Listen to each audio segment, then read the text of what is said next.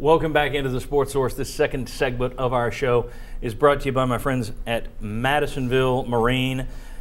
They are just the best place to buy a boat in East Tennessee. There's no better place to buy a boat in East Tennessee. We tell you about their selection. We tell you about their prices. We tell you about the customer service.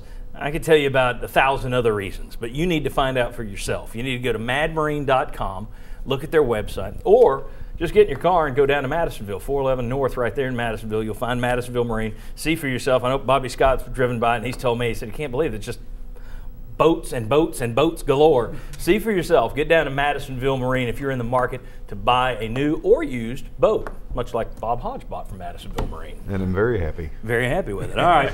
I want to welcome in a couple of new panelists today. We got Shazon Bradley, former Vol defensive lineman right there. And down there we have former Vol quarterback turned Neyland Stadium DJ Sterling Hinton. But I forgot something in the last segment that I did want to throw out here when we were talking about Tennessee's defense. Specifically, their third down defense has just been fantastic. There it is. Jimmy, you mentioned it, I believe, in that segment, or I'm just crediting you for no reason. You look at what they've done against Utah State, Arkansas State, Oklahoma, Georgia. This isn't a fluke. I mean, if this were stacked with those first two games, you'd go, oh, okay. You're not supposed to go down to Georgia and at Oklahoma and put up those kind of third down defense numbers. They were ranked third nationally going into yesterday's game. Then you're 1 for 10. You hold Georgia to 1 to 10. You're going to be number one in the country probably. Just a tremendous job by that defense and the defensive coaching staff. You got to credit the players. There's a lot of new talent on there, a lot more speed than you had last year. But credit the coaches. They've done a fine job. I want to start, though, with the offensive line in this segment. Tennessee has to come up with some sort of backup plan for Justin Worley. We said last week, can he stay healthy behind this line? Everyone said no. And sure enough, you lose him for a quarter yesterday. Let's put up some of these O-line stats from yesterday. It felt a little better than last week, but in reality, not much better. Both games, 49 dropbacks total. All right, now all snaps were counted, meaning if you dropped back to throw and got hit, but it was defensive holding, I went ahead and counted it because the quarterback's still going to feel it on his carcass. And unfortunately, Tennessee's left with a quarterback carcass a lot. One scramble each time, so 48 pass plays. 20 hurries last week against Oklahoma, 19 against Georgia, 16 hits on the quarterback Oklahoma, 14 against Georgia, 7 sacks at Oklahoma. 2 of those were called back by penalties. But you looked at it, and you know it's pretty bad. And I think we got a poster here. It's pretty bad. That's Platoon. It's pretty bad when you leave your quarterback looking like the poster from Platoon. That's Nathan Peterman got ripped in half on one play yesterday. Guys, what's your plan? I mean, Nathan Peterman, all props to the kid, but that's a struggle. And Georgia went after him. 10 of his dropbacks, he was hit on 7 of them. He was hit on 7 of his 10 dropbacks yesterday. He had to feel like he was in the running of the Bulls. Sterling, I'll start with you, former quarterback. What's Tennessee's plan, or do you stick with Peterman? Well, you know, Peterman's got you got to stick with him. You made a decision, you got to stick with him. Josh Dobbs is ready. He's better. The whole position, I believe, is better this year than it was last year.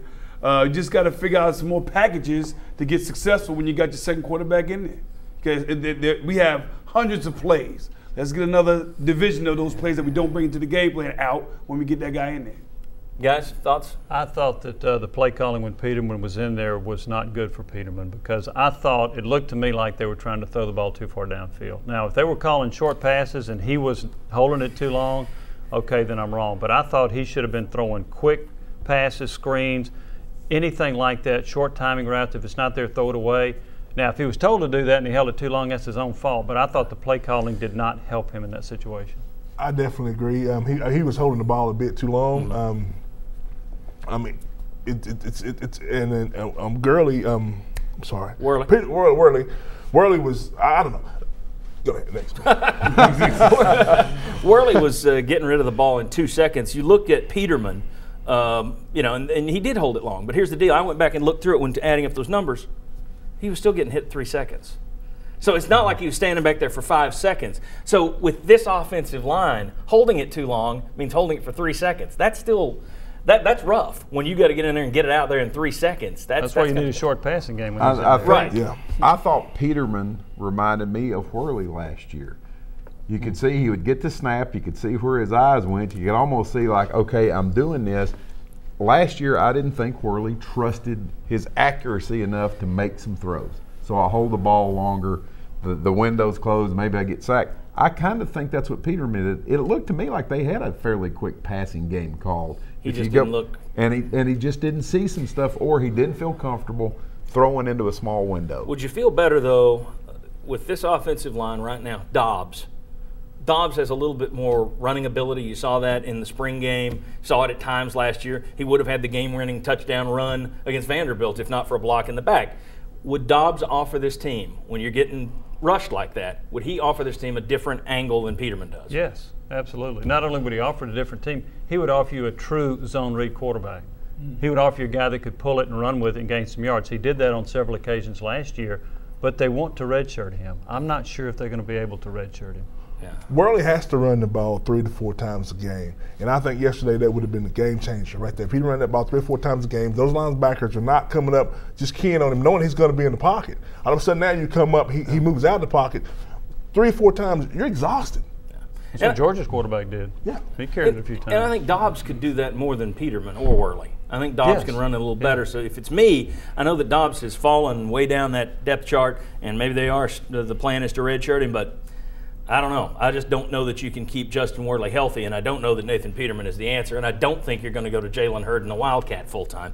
Very quickly, play calling, guys. Where were you on yesterday's play calling for Mike Bajakian? I think you can pick a couple of nits, as you said earlier, but except for there was one third down run that just stood out to me as being an awful play call. Yeah. But for the most part, play calling pretty good. You scored 32 points, and unlike Georgia, you didn't have to rely on your defense to get you 7 of them. So I thought the play calling was pretty good. I did too, other than I thought that they should have given Peterman an opportunity to throw it quicker. And if he was holding it too long, okay, then I'm wrong. But I thought that was the only thing I didn't like. How about the double reverse that they ran? I mean, that's pretty cool. Yeah. The play calling at the end of the first half, the draws, the screen pass, I thought that was excellent. Georgia went into the their people right now are talking about why did you go in the prevent at the end of the first half, but Bajakian took advantage of it with 2 nice draws to Jalen Hurd. And then there was also a screen pass thrown in there. Yep. And then the TD to Crum. Yeah, Sterling. Play calling. The chess guys, our offensive coordinator versus their offensive coordinator, our offensive coordinator outshined theirs.